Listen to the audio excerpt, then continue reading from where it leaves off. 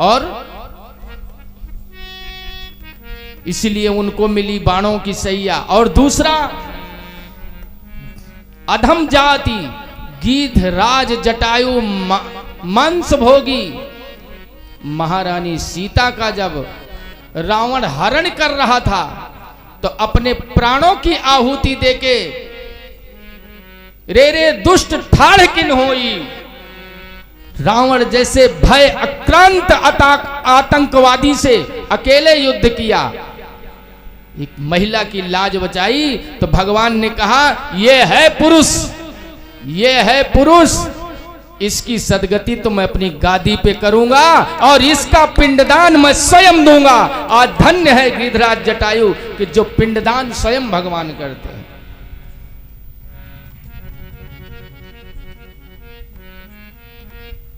भीष्म पितामह की जब मृत्यु हो रही थी तो द्रौपदी ठहाका लगा के हंसी। सब कुछ न कुछ पूछ रहे थे, तो द्रौपदी ठहाका लगा के हंसी। पितामह भीष्म ने कहा तुम बहू रानी काहे हंस रही हो? कहा दादा ऐसे है कि मर्द होने का प्रमाण पत्र अगर कोई देता है तो एक महिला ही दे सकती है भारत की, और कोई नहीं। अरे अपनी बेटी की, अपनी बहन की, अपने भारतीय नारी की लज्जा अगर जा रही है, और मर्द, आज कलयुग की बात कर रहा हूं, अगर पुरुष पुरुषार्थ योग्य है तो या तो वहां डट जाएगा और नहीं तो भाग जाएगा। तो पुरुष मर्द होने का सर्टिफिकेट महिला देती है। जो पुरुष अपने परिवार की, अपने महिला के, अपने बच्चों की, अपनी बहन की, अपनी बेटियों की रक्षा न करे, पालन न कर सके, पोषण न कर सके, तो हमारी भारतीय महिलाएं कहती हैं जाओ चुल्लू भर पानी में डूब के मर जाओ, तू हो मन से धूप बने कर रहा। निंत होने का प्रमाण पत्र ये देती है। ये है भारतीय नारी की संस्कृति। आइए दो नाम संकीर्तन कर लें। श्री कृष्ण गोविंद। इसलिए भगवान ने सुंदर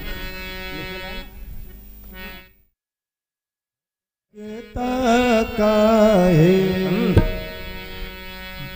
ओ भटकता काहे डोले, प्राणी भटकता डोले, काहे प्राणी जलाया प्रभु की हो,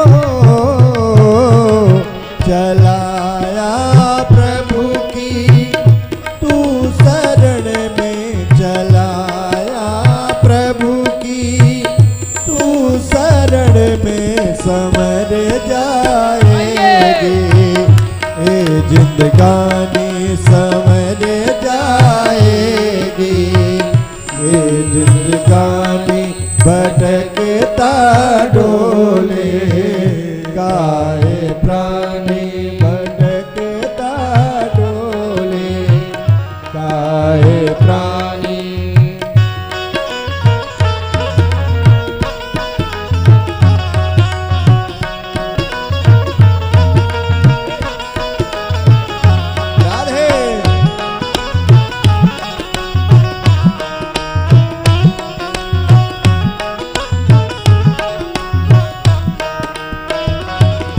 भटकता डोले काहे प्राणी, भटकता डोले काहे प्राणी, भटकता है क्यों मोह माया में, भटकता है क्यों मोह माया में, भटकता डोले भटकता डोले, काहे प्राणी चलाया प्रभु की तो शरण में, चलाया प्रभु की तो शरण में, चलाया प्रभु की तो शरण में। भजन का आनंद तो हम और भी तरीके से ले लेंगे। कथा तो कहनी पड़ेगी, भजन तो ऐसे भी वो आजकल मोबाइल में सुन ही लेते हैं सब लोग। लेकिन यहाँ मूल विषय है भागवत के रहस्यों को सुनना और कहना, यही उद्देश्य। आज विसामा दादा की मृत्यु हुई और चले गए भगवान के धाम। बोल गोविंद भगवान की जय हो। चलो अब एक भजन हो ही जाएगा तो हमको लग रहा है कि जैसे व्यंजन में नमक ना हो तो व्यंजन का आनंद नहीं आता, वैसे कथा में कोई भजन ना हो। अब ऐसा भी भजन नहीं गाना चाहिए। कौन सा? कि हनुमान जी कूद पड़े जैसे गोलगप्पा। अरे मेरे भाई, जब ससुरा गोलगप्पा बिना मटर डाले डुबाए नहीं डूबता तो इतनी बड़ी विराट शरीर अतुलित बलधामम कैसे डूब गए? इसे लोग बना देते हैं आजकल। भजन तो वो है कि जिसमें जीवन जीने की चेतावनी हो। हरि चलत डगरिया मीरा जाल पाँव रे, जुनियों से दूर बलमुआ के गाँव रे, जुनियों से दूर बलमुआ के गाँव रे, चलत डगरिया जाल पाँव रे, चलत डगरिया पीरा जाल पाँव रे, जुनियों से दूर बलमुआ के गाँव रे, जुनियों से दूर बलमुआ के गाँव रे।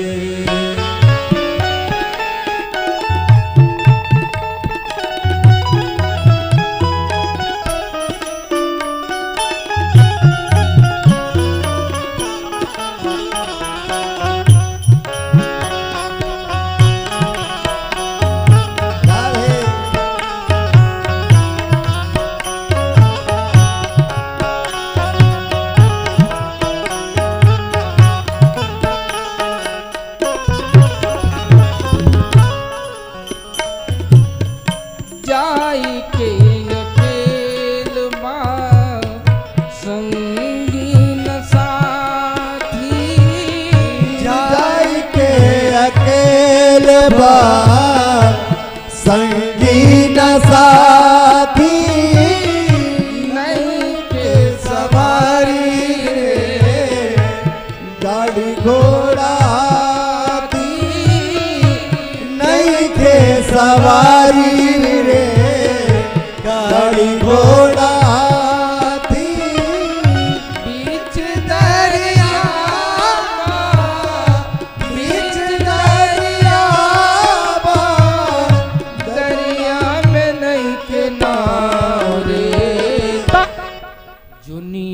से दूर बलमुआ के गाँव रे, जुनियों से दूर बलमुआ के गाँव रे, चलत डगरिया पीरा जाल पाँव रे, चलत डगरिया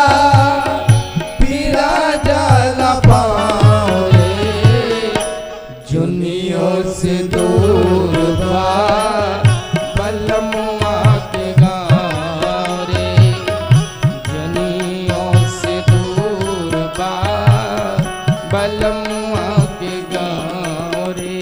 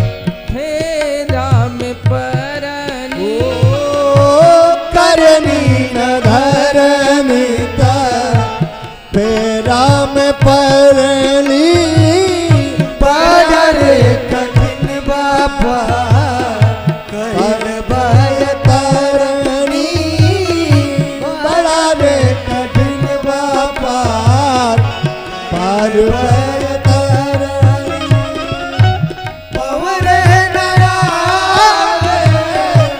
पवरे नया आवत दुनिया से दूर बा बलमुआ के गाँव रे जनियों से दूर बा बलमुआ के गाँव रे।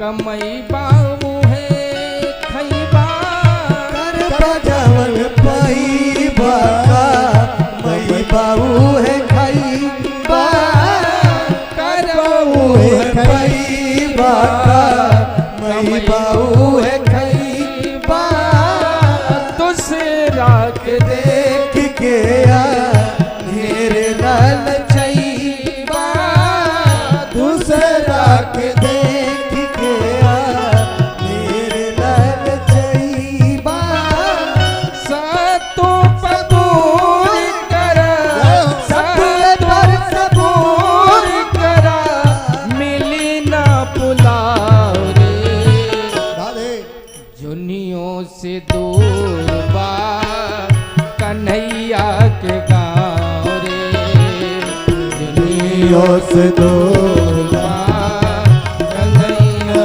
के गाँव रे चलत डगरिया पीला जल पाओ रे चलत डगरिया पीला जल पाओ रे दुनिया से दूर बा बलमुआ के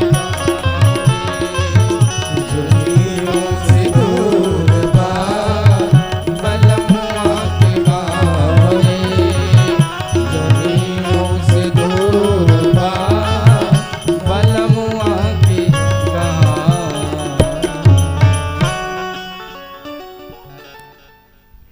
श्री द्वारिकाधीश भगवान की जय हो भीष्म पितामह का भगवान ने उद्धार किया, जटायु का भगवान ने उद्धार किया, धर्म की स्थापना की।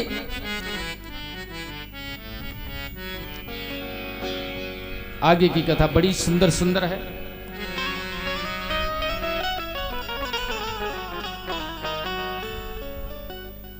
विदुर जी आए, नारद जी आए।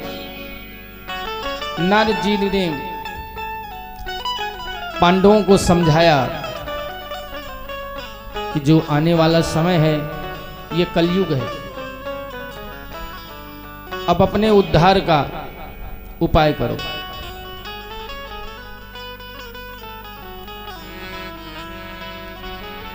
नारद भगवान विदुर जी गए किसके पास? गांधारी के पास और धृतराष्ट्र के पास। इनके दोनों आंखें नहीं थी ना इनके पास। अच्छा क्या देखते हैं कि एक बढ़िया एसी लगा कमरा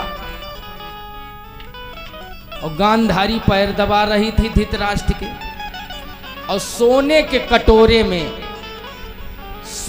कटोरे में डबाडब मलाई मारा दूध, और उस दूध में दांत तो टूट गया था, कहे बहुत बुढ़ा गए थे, तो पतोह मींज मींज के चिम्मच से खिला रही थी।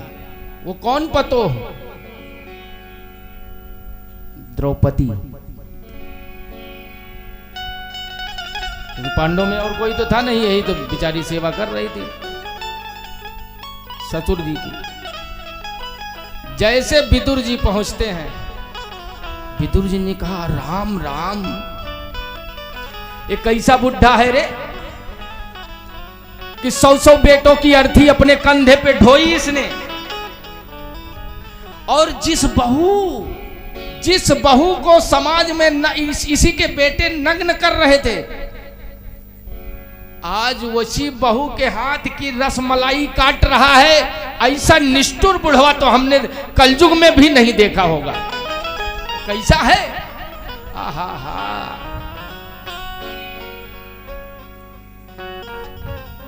विदुर जी कौन है? यमराज हैं। धरती पर जब आए तो विदुर जी का अवतार लेके आए। विदुर जी ही यमराज हैं। आहा, बड़ी सुंदर घटना है। विदुर जी ने कहा महाराज, कलयुग में अगर किसी व्यक्ति के एक जवान बेटे की अर्थी अगर कांध पे उठ जाती है तो फिर जवानी में भी व्यक्ति बुढ़ा होता चला जाता है, अफसोस से। और तुम कैसे हो कि 100 के 100 बेटों की अर्थी उठवाई? अरे तुमको तो मर जाना चाहिए था। अच्छा चलो नहीं मरे तो किस मुंह से जिस बहू के वस्त्र को उतारा जा रहा था आपने भी कुछ नहीं कहा। आज वही बहू तुम्हें रोटी दाना पानी दे रही है, तुमको तो चुल्लू भर पानी में डूब के मर जाना चाहिए धृतराष्ट्र। अब समय नजदीक आ गया है, चले जाओ। रात को 12 बजे गांधारी और धृतराष्ट्र हस्तिनापुर छोड़ के भगवत प्राप्ति के लिए चले गए और भगवान का नाम जपने लगे। ओम नमो भगवते वासुदेवाय का जप करते करते अपने जीवन को प्राणांत किया। नारद जी ने पांडवों को बताया कि आगे का समय जो है कलयुग आ रहा है, अपनी सद्गति का उपाय कर लो। तो पांडव भी चले गए और उत्तरा के गर्भ में जो बालक पल रहा था उसका जन्म हुआ। उसके 2 नाम रखे गए, एक विष्णु रात, क्योंकि विष्णु द्वारा रक्षित,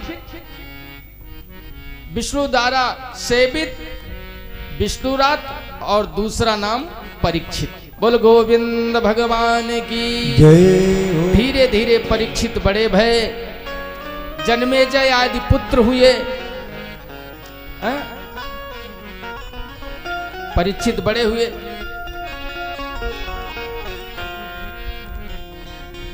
और उनको राजा बनाया गया।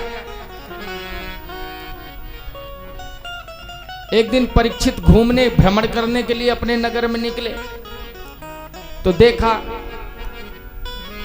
एक चतुर्थ वर्णीय व्यक्ति खेती कर रहा था। तो वो जो हल चला रहा था उसमें 2 बैलों की जोड़ी होनी चाहिए, लेकिन नहीं थी। एक बैल था और एक गाय थी। बैल के 3 पैर तोड़ दिया था उसने और गाय चिल्ला रही थी और खूब मार रहा था। आहा,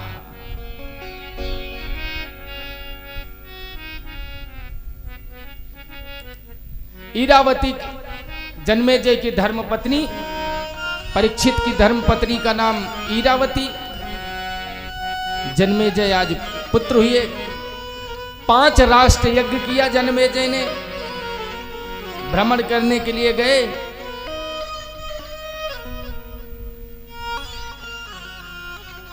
तो उस काले पुरुष से कहा, आए तू कौन है हमारे नगर में गाय और बैल को इस तरह प्रताड़ित कर रहा है? हमारे यहां बैल को धर्म माना गया है, वृषभ। क्योंकि भगवान शिव धर्म पे ही आरूढ़ होते हैं।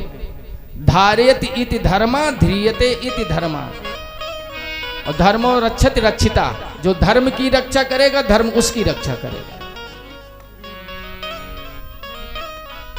बैल के 3 चरण कड़े हुए हैं, एक चरण पे बेचारा पड़ा है।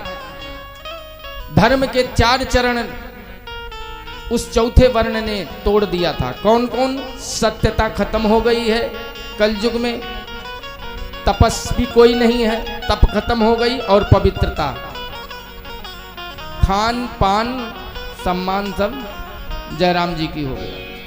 आहा,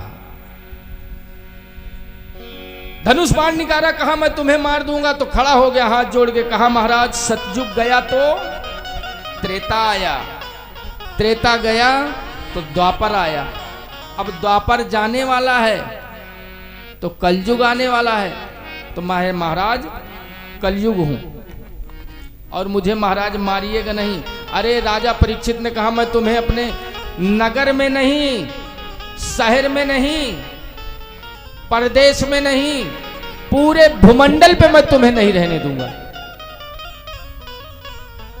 अरे तो कलयुग ने कहा महाराज काहे इतना चिढ़ रहे हैं हमसे हैं?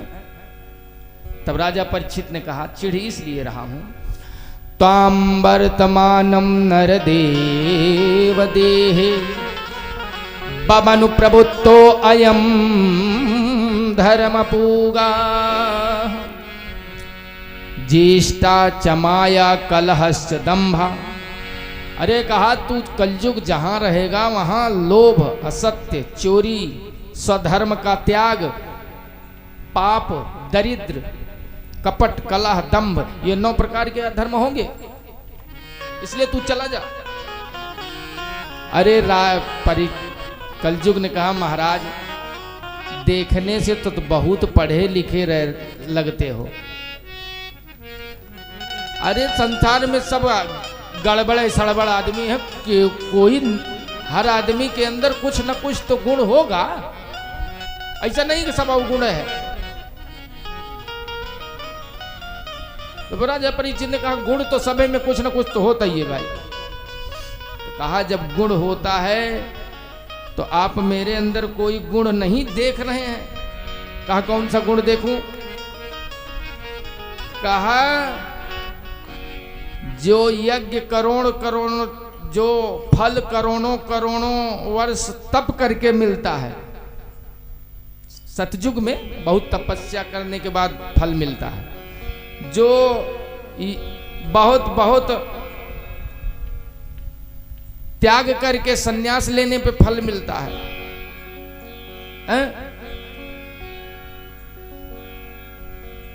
वही फल कलयुग में केवल भगवत नाम गुणानुधेय से ही भगवत प्राप्ति हो जाएगी। कलयुग ने कहा यही गुण है मेरे में, बहुत ज्यादा झेलने की जरूरत नहीं है, बस थोड़े समय में, बस थोड़े ही गाओ लेकिन कपट तज गाना।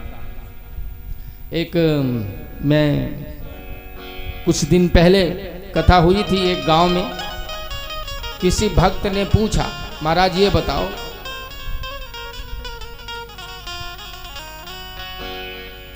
तो किसी ने कहा अरे कथा वथा नहीं सुनते हैं, उनको कथा वथा नहीं अच्छी लगती है। तो उन्होंने क्या कहा जानते हो? राम राम सब कोई कहे, दशरथ कहे न कोई, एक बार दशरथ कहे तो कोटि यज्ञ फल होय। राम बस, बोले क्या जरूरत है 3 घंटे कथा सुनने की। वास्तव में बहनों बात यह है, 10 रथ का अर्थ होता है 10 प्रकार का अपराध। जो गुरु दीक्षा ले लिए हैं, जो माला सटकाते हैं, उनको 10 प्रकार का अपराध नहीं करना चाहिए। कौन कौन सा? दूसरे में दोष ना देखना पहला अपराध, दूसरे के गुरु बड़े हैं कि छोटे हैं दूसरा अपराध, उनकी माला सोने की है कि चांदी की ये तुलना करना चौथा अपराध, उनके वाले जो भगवान हैं बहुत बड़े हैं, हमारे वाले भगवान बहुत छोट हैं, ये तुलना करना बहुत बड़ा अपराध है। कथा सुनने जाओ, जो वक्ता कथा कह रहा है उससे किसी अन्यत्र वक्ताओं से मन में तुलना करना करे, वो तो ये चीज कहते थे, वो इनसे बढ़िया कहते थे। ये क्या हो गया? 10 प्रकार का अपराध। 10 प्रकार का अपराध करते हुए जे व्यक्ति भगवान का जप करेगा उसका नहीं उद्धार करने के लिए कहा 10 प्रकार के अपराध रहित जीव अगर एक बात भी कपट त्याग के राम कह लेगा तो करोड़ों करोड़ों यज्ञों का फल प्राप्त होगा। अब विचार कर लीजिएगा, विचार कर लीजिए।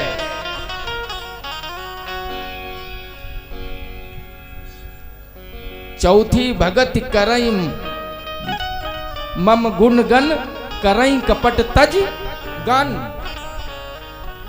तो कहा कि मैं तुम्हें कलयुग को रहने नहीं दूंगा।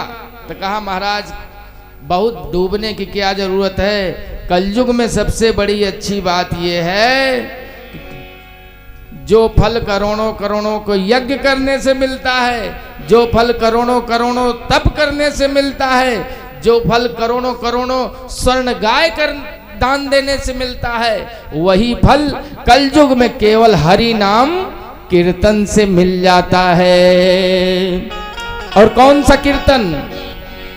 हरे राम रामा राम राम हरे हरे, हरे राम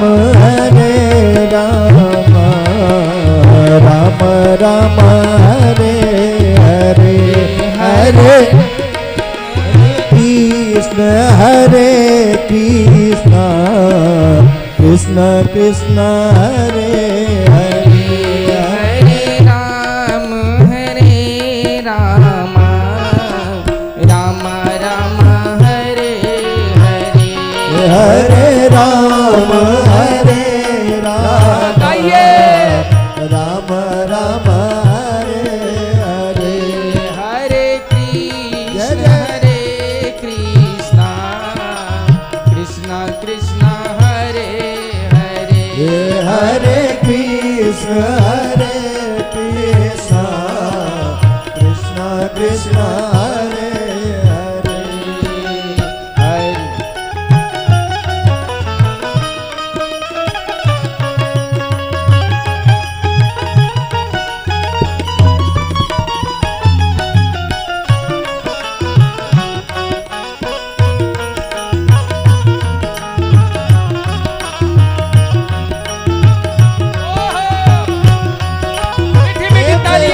झूमते हुए मस्ती में कीर्तन कीजिए।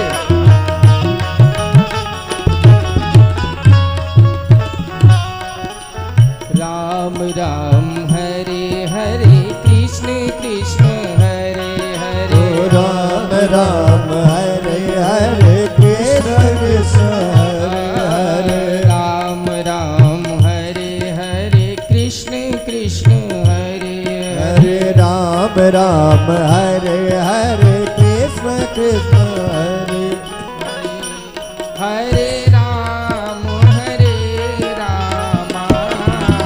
राम राम हरे हरे, हरे राम राम राम हरे हरे, हरे कृष्ण कृष्ण कृष्ण हरे हरे, हरे कृष्ण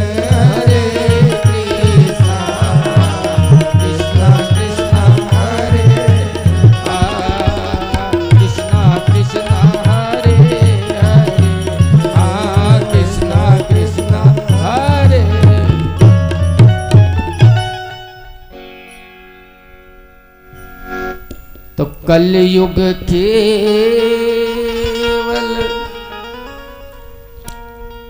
नाम आधारा, सुमीरी सुमीरी नर उतरई पारा। तो हरे नाम हरे नाम हरे नामैव केवलम् कलौ नास्तेव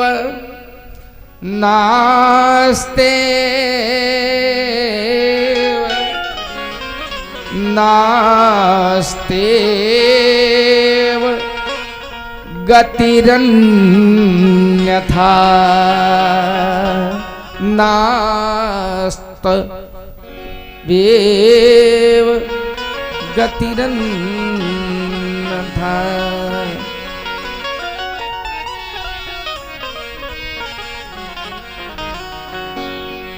तो कली कर एक पुनीत प्रतापा कली कर एक पुनीत प्रतापा कली कर एक पुनीत प्रतापा कली कर एक पुनीत प्रतापा मानस पुण्य होई नहीं पापा मानस पुण्य होई नहीं पापा मानस पुण्य होई नहीं पापा।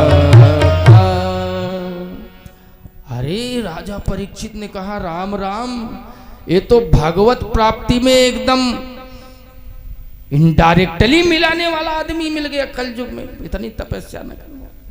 तो भैया रुको रुको रुको, जाओ अवधपुरी में एक फ्लैट बना लेना किसी तरफ, एक कमरे का मकान। अरे कहा महाराज, एक जगह कहाँ रहेंगे हम? अरे कम से कम 4 बेडरूम फ्लैट तो होना चाहिए ना। अच्छा क्यों? कहा 4 बेटे हैं हमारे पास। पहले के बेटे का नाम जुआ प्रसाद, दूसरे बेटे का नाम सुरा प्रसाद, तीसरे बेटे का नाम वैश्या प्रसाद और चौथे बेटे का नाम हिंसा प्रसाद। कलयुग के 4 बेटे हैं। तो कहा 4 बेडरूम फ्लैट होना चाहिए, 4 बेटे हैं तो 4 दे दो। व्यास जी बड़ी सुंदर पंक्ति में लिखते हैं, अभ्यर्थिस्तस्तदा तस्मै स्नानानि कलयो ददौ। दिया 4 स्नान। कहाँ कहाँ? द्यूतं पानम स्त्रियाः सूना यत्र धर्म चतुर्भुजम। एक स्थान दे दिया जुरालय जहां जुआ खेला जाता है, दूसरा स्थान दे दिया सुरालय जहां मदिरा पी जाती है, तीसरा स्थान दे दिया वैश्यालय जहां वैश्यावृत्ति होती है, चौथा स्थान दे दिया कत्लालय जहां लोग कत्ल करते हैं, मांस को बेचते हैं, मांस का व्यापार करते हैं। वहां इन 4 स्थानों में कलयुग को स्थान दिया। कलयुग ने कहा महाराज एक जगह और दे दो रहने के लिए। लिखा है पुनश्च याच मानाय, पुनश्च याच मानाय जात रूपम दात प्रभु। ततो कहा जाओ तुमको मैं सोना दे देता हूं। ततो नृतम मदम कामम रजौ वैर्यम च पंचकम। सोने में दे दिया है? कहा जाओ जो सोना है उसी में होना चाहिए, जाओ रहो। जात रूप माने स्वर्ण धन। इन 5 जगहों में कलयुग का निवास है। तो जो बुद्धिमान पुरुष है, बुद्धिमान पुरुष वैसे ऐसे मतलब हिंदी में कहते हैं, लेकिन वो आजकल के जो बच्चे हैं वो कहते हैं आईक्यू लेवल जब ठीक हो उस व्यक्ति का, डिग्री वो परसेंटेज से कोई लेना देना नहीं। यहाँ 99% लोग कोटा से चले आओगे, कोई पूछने वाला नहीं है। आज के जमाने में निकलेगा ना तो नीट निकलेगा ना IAS PCS, परसेंटेज से कुछ नहीं मिलने वाला। अगर मिलेगा तो IQ लेवल जितना बेस्ट रहेगा वही नौकरी पा सकता है। और IQ लेवल बढ़ाने के लिए एकमात्र उपाय भगवत शरणागति, दूसरा कोई मास्टर आज तक पैदा ही नहीं हुआ है IQ लेवल बढ़ा दे। एक भगवत शरणागति के अलावा दूसरा उपाय नहीं है।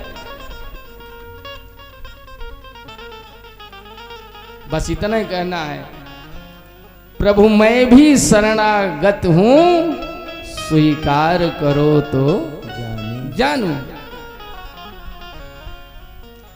तो जो IQ लेवल के व्यक्ति हैं, IAS PCS अर्थात बुद्धिमान लोग, उनको इन 5 जगहों का परित्याग करके भगवत शरणागति हो जाना चाहिए। और बुद्धि बढ़ाने के लिए एकमात्र उपाय है भगवान के शरण में चले जाना। हाँ, अब आजकल कौन भगवान शरण में जाए? धर्म पत्नी के शरण में 24 घंटा जिंदगी बीत जाए वह ठीक है, कल युग में कम से कम। अब कहे कि माँ बाबा ऐसा कैसे क्यों रहे? अच्छा मैं कह रहा हूं, एक नई शादी हुई और वो दूल्हा जब शादी हुई तो परदेश चला गया, लौट के आया छुट्टी लेके 2-3 दिन की। तो माँ से कहा मैं ससुराल जा रहा हूं। गया तो सासू से कहा कि विदा करो हमारी बहू को, हमारी धर्मपत्नी को। तो सासू ने कहा भैया ऐसा है कि कल नहीं परसों को विदा कर देंगे। अरे कहा 2 ही दिन की छुट्टी, तुम परसों विदा करोगी? अरे तो कहा कि बहन बिटिया ही कहा लेकर 10 वो परिवार है, विदाई ना हो, परिवार ना छोड़ा जाता। आज कहा पढ़ा लिखा था ना, कहा अरिवा न परिवार न साहित न मुहूर्त भेजो, 2 दिन के लिए भेजो, फिर हम जब परदेश चले जाएंगे तो दिवाली आ राम राम। अब पत्नी ने कहा एक ऐसा बेवकूफ आदमी मिल गया है कि नई शादी हुई, सासू से लड़ाई करके लेके आ रहा है। पहली बार ससुराल आया, पहली बार सास से जो है कहा सुनी हो गई। अब धर्म पत्नी, अब उसके मन में तो गुस्सा बहुत है पति के लिए। तो पति थोड़ा आगे एक सूटकेस लेके चल रहा है, और पत्नी कोई सूटकेस नहीं ले है, लेकिन फिर भी नहीं चल रही है, क्योंकि गुस्से के अंदर ना लालटेन की तरह भभक रही थी अंदर से।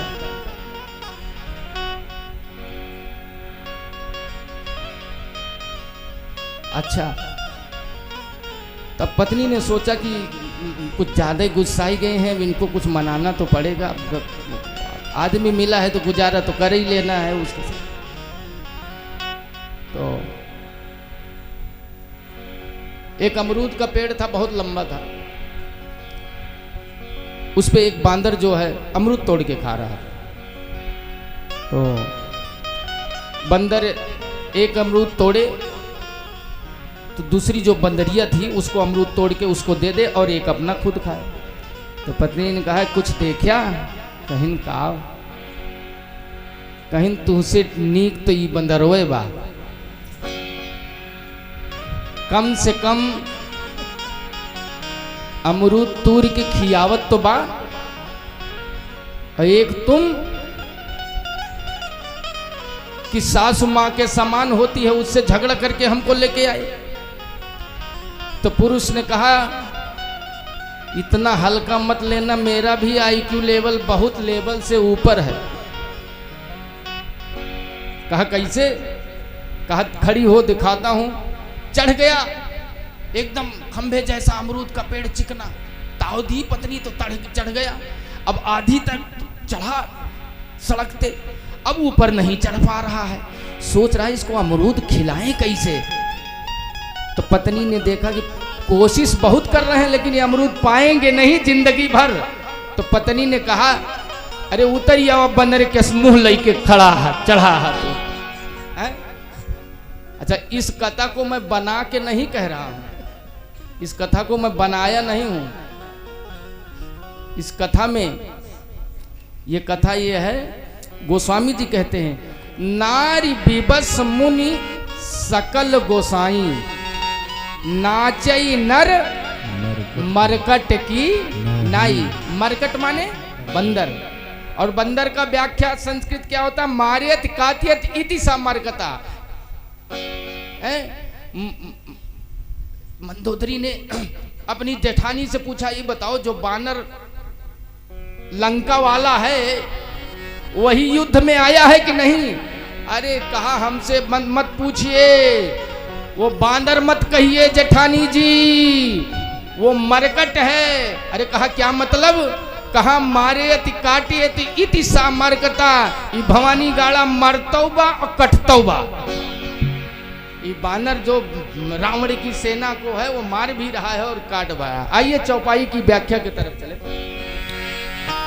अरे नारी विवश मुनि सकल गोसाई, नारी विवश नर सकल गोसाई, नारी विवश मुनि सकल गोसाई, नारी विवश नर सकल गोसाई, नाचहि नर मरकट, नाचई नर मरकट की नाई। तो नारी विवश मुनि सकल गोसाई,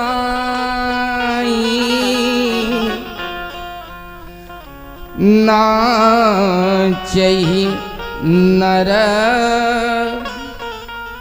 मरकट की नाई।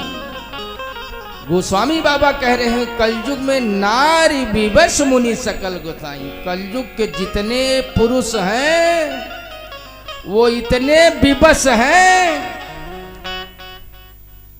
कि नारी उनको अपने अच्छे अच्छे आईक्यू लेवल वाले पुरुष को अपने थल्ले लगा रखी है। नारी विवश मुनि सकल गोसाई है? अरे सुल्तानपुर का डीएम हो, ऑफिस में चाहे जितना सिक्योरिटी हो उसके, लेकिन जब अपने धर्म पत्नी के ऑफिस में पहुंचता है तो पोछा उठा लेता है बेचारा। कहा कि आईएएस हो गया तो जिला के, घर के नहीं।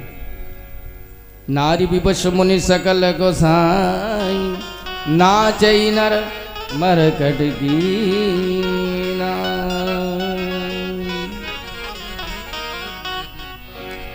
तो यहां कहने का भाव ये है,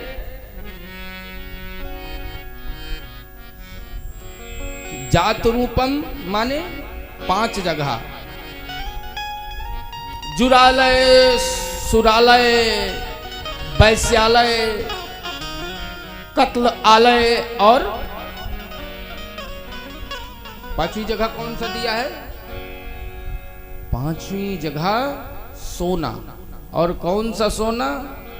अधर्म से कमाया हुआ सोना।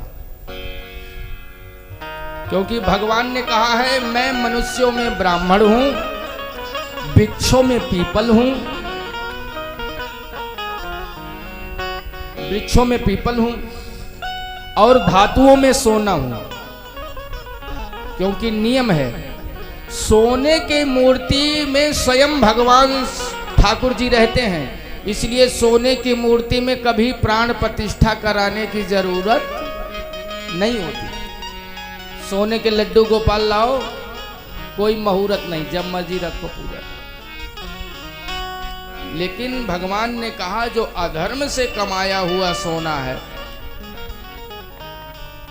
उसमें कलयुग का वास होता है। कुछ वक्ता कहते हैं कि राजा परीक्षित ने अधर्म का मुकुट पहन के शिकार खेलने गए थे, वो जरासंध का था। कहा जरासंध का मुकुट चुरा के ले लिया था और एक दिन दादा बाबाओं की रखी हुई संपत्ति को सर पे रख के और गए शिकार खेलने के लिए। ऐसा भागवत में कहीं लिखा नहीं है और कहीं और लिखा है तो मैंने नहीं पढ़ा है। अच्छा हाँ, तो बाबा कैसे? तो बात ऐसी है कि वास्तव में भगवान की ही इच्छा थी कि राजा परीक्षित को श्राप दिया है? और राजा परीक्षित को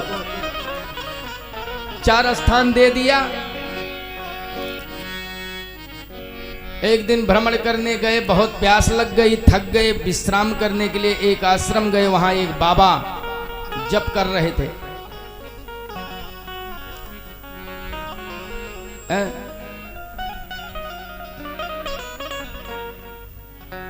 और गए बाबा पानी पिलाओ। वो सिंगी ऋषि थे, दशरथ जी के दामाद का नाम है श्रृंगी ऋषि। और श्रृंगी ऋषि कभी किसी के घर कुछ मांगने नहीं गए। जो कुछ जंगल में मिल जाता उसी फल फूल से अपनी जीवन गुजार कर रहे थे। अब राम जी दशरथ जी को ये हुआ कि गुरु जी ने कह दिया यज्ञ कराओ, तो कहा कौन कराएगा? बोले पुत्रेष्ठ यज्ञ वही करवा सकता है जिसने अपनी जिंदगी भर किसी के घर का अन्न ना खाया हो। वही बेटा देने के लिए अगर वो कहे तभी बेटा हो सकता है। कौन सा नियम है? जिसने किसी घर का अन्न नहीं खाया है वो जिस स्त्री को कह दे कि तुम्हारे यहाँ पुत्र होगा तो निश्चित होना है। तो बोले उन्हीं को बुलाइए। कहा कौन है? बोले वो आपके दामाद है ना सिंगी ऋषि, वो आज तक किसी नगर का अन्न नहीं खाए, फल फूल खा के अपना राम राम जपते थे। और सिंगी ऋषि ने यज्ञ कराया तो भगवान पुत्र के रूप में दशरथ के यहाँ प्रकट हो गए। और तभी से हमारे सुल्तानपुर कुशभवनपुर वाले बड़ी चालाक हैं। अब उसमें भी कुशभवनपुर में अवधपुरी वाले, करौंदिया वाले। कैसे? बोले अगर 3 बाभन निमंत्रण में मिले हैं, 3 ब्राह्मण, एक नहीं है तो बहन बिटिया का बेटवा बैठा देते हैं। कहे बाबा पूरा हो गया कि नहीं? हमने कहा कैसे? अरे कहा ना 100 बाभन ना एक मानी होता है ना। तो मानी किसे कहते हैं? दामाद हो या बेटी का बेटा हो। तो सिंगी ऋषि वशिष्ठ बुलावा तो दामाद से यज्ञ कराए तो चकाचक 4 बेटवा पावा और सुंदर राज्य चलावा है। और आज राजा परीक्षित सिंगी ऋषि के आश्रम में गए। उनके पिता का नाम श्रमिक ऋषि। दोनों ऋषि एक साथ रहते थे, पिता पुत्र। ध्यान कर रहे थे। बोले राजा परीक्षित ने कहा जल पिलाओ। लेकिन जब व्यक्ति ध्यान में होता है तो बाहर का भान नहीं होता है। अगर हम ध्यान कर रहे हैं और बाहर क्या हो रहा है ये भी ध्यान होगा तो ध्यान तो नहीं एक ही जगह जाएगा ना। अब पति देवता बेचारे 8 बजे जाना है और मान लो बेचारा थोड़ा सा थका हारा सो के उठा और उसका मन ही कर दिया कि लाओ 2 अगरबत्ती मंदिर में दिखा के जल्दी जल्दी हनुमान चालीसा पढ़ ले, आज वैसे भी लेट हो गए। तो एक तो बेचारा बरहे पुरुष मन भी किया हनुमान चालीसा पढ़ने के लिए और पीछे से महारानी कर रही है बच्चे को छोड़ने जाना है, टेबल पे चाय ठंडी हो रही, दोबारा नहीं गरमाऊंगी। वो आधा हनुमान चालीसा छोड़ के चाय के चक्कर में आ गया। ऐसा ध्यान नहीं कर रहे थे। ध्यान का मतलब कि जिस ध्यान इतना कीजिए कि बाहर का भान किसी और वस्तु पे इच्छा न जाए। गए, समाधिस्थ से कुछ नहीं बोले ऋषि। उन्होंने कहा कि ये देखो, इतना अपने ऋषित्व पर इतना अहंकार अच्छा नहीं है। मैं राजा हूं हस्तिनापुर का। एक मृतक सर्प पड़ा था, उठा के अपमान के लिए ऋषि के गले में पहना दिया। चले गए। कुछ बच्चे ने देखा, राम राम, ये तो ऋषि के गले में मरा हुआ सर्प। भाग के गए कौशिकी नदी पे। अरे कहा, महाराज श्रृंगी सुनिए। कहा क्या? कहा आपके पिता में के गले में किसी ने मरा सर्प पहना दिया है। श्रृंगी ऋषि ने कहा कौन है? कहा ये नहीं बता पाऊंगा, लेकिन देखने से तो हमको कुछ राजा ही लग रहा था। अच्छा, तो श्रृंगी ऋषि ने कहा और कोई अगर ऐसी गलती करता तो राजा दंड देता। अब जब राजा ही दंडता करे तो दंड कौन देगे? तब कहा अच्छा, गंगा जल उठाया, कौशिकी नदी का जल उठाया, हाथ में रखा, आमंत्रित किया और श्राप दे दिया। इति लंघित मर्यादाम तक्षकाः सप्तमे हनि दंक्षयति समकुलांगारम चोदितो में ततद्रुतम। जिसने भी धर्म शास्त्र का उल्लंघन किया है, जिसने भी धर्म शास्त्र का उल्लंघन किया है, जिसने मर्यादा भंग कर दी है, आज के 7वें दिन वो नाग जो मेरे पिताजी के गले में है, तक्षक ना आज के 7वें दिन तक्षक बनके उसको डसेगा और उसकी मृत्यु हो गई। बोल गोविंद भगवान की जय हो। राजा परीक्षित घर में आए, लोगों ने बताया कि ऋषियों ने कहा श्राप हुआ है, 7वें दिवस आपकी मृत्यु हो जाएगी। 7वें दिवस कौन सा? 7वां दिन कौन सा है? एतवार, सोमवार, मंगल, बुध, विप्पय, शोक और शनिचर। श्राप क्या दिया है? 7वां दिवस। ये नहीं कहा है कि 7 दिन के अंदर, कहा 7वें हनी, 7वें दिन अर्थात शनिवार के दिन। अब जिस दिन पहनाया होगा उस दिन को तो भाई हमको नहीं पता कि कौन दिन था, लेकिन 7वें हनी का मतलब शनिवार दिन रहा होगा। तो कहा ऐसा उद्धार होगा और श्राप दिया। राजा परीक्षित ने कहा अब हमें घर परिवार छोड़ देना चाहिए, अपने बेटे जन्मेजय को पूरी राजगद्दी सौंप दी। चल पड़े भगवत प्राप्ति के लिए, अपने जीवन प्राप्ति के लिए। और इधर श्री कृष्ण कथा रस पीने को हम राज पाट सब छोड़ चले। श्री कृष्ण कथा रस पीने को हम राज पाट सब छोड़ चले। श्री कृष्ण कथा रस पीने को हम राज पाट सब छोड़ दिए। भगवान के शरण को लेने को हम राज पाट सब छोड़ चले। भगवान शरण को लेने को हम राज पाट सब छोड़ दिए। श्री राम राम राम राजा राम राम राम सीता राम राम राम सीता राम राम राम सीता राम राम राम सीता राम राम राम सीता राम राम राम सीता राम राम राम सीता राम राम राम सीता राम राम राम सीता राम राम राम सीता राम राम राम। श्री कृष्ण कथा रस पीने को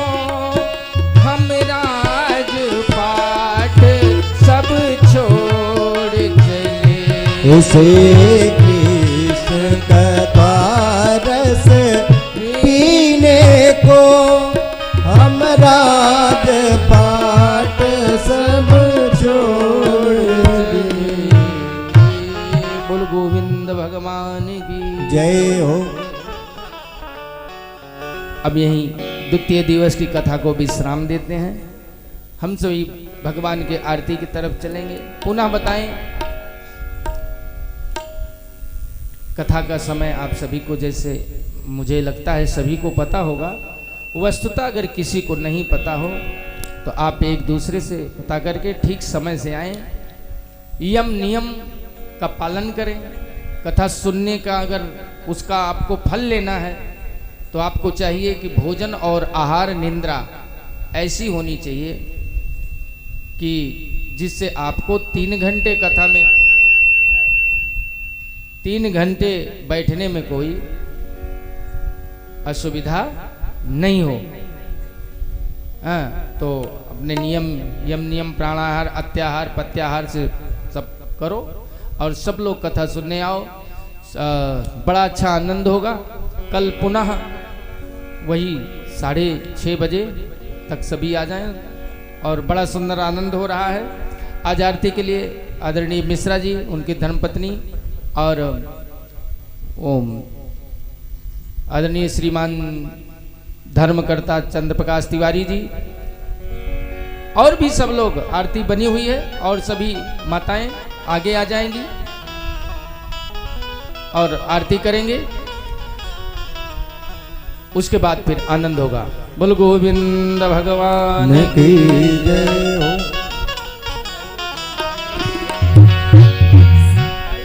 सभी लोग अपने स्थान पे खड़े हो जाएं और आगे आ जाइएगा।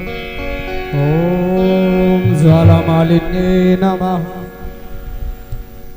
हरे ओमायदगं हवे प्रजनन मे अस्तु दशवीरगं सर्वगणगं स्वस्ति आत्मसनि प्रजासनि पशुसनि लोकसनि भयसनि अग्निः प्रजामहोला मे करोतु नम्बयोरेतो अस्मासु दत्ता।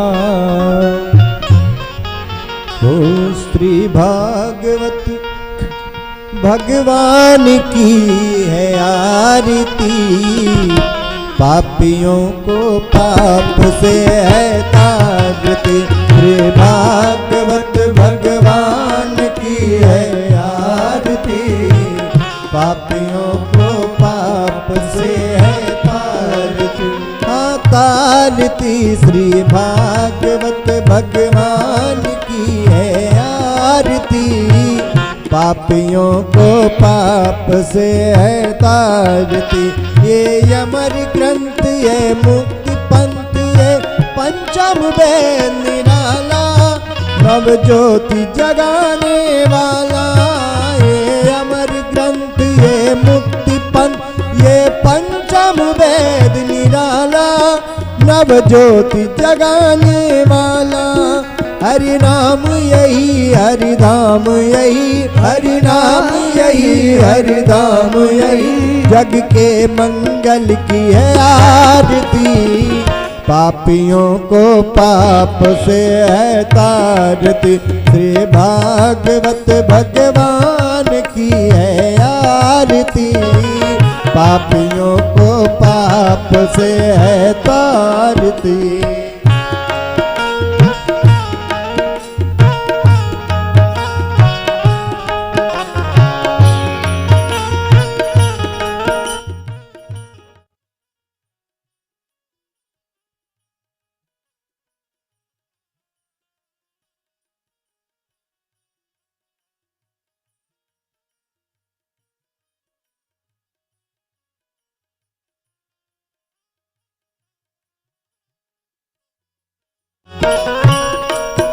ये शांति गीत पावन पुनीत, पापों को मिटाने वाला, हरि दर्श कराने वाला।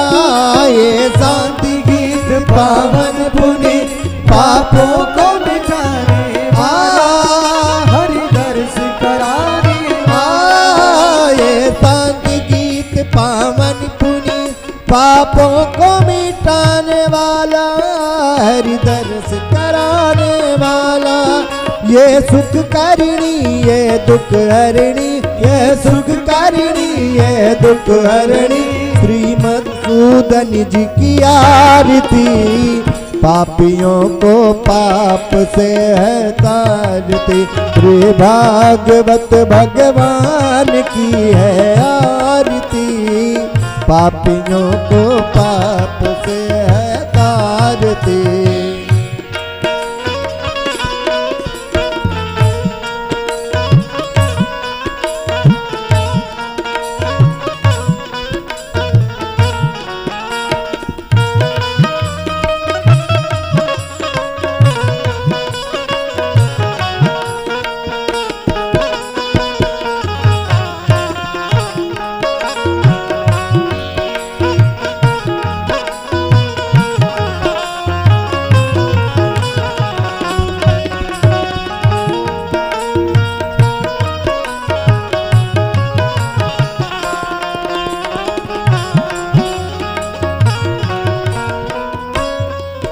ये मधुर बोल जगपंत कोल, सन्मार्ग दिखाने वाला, बिगड़ी को बनाने वाला।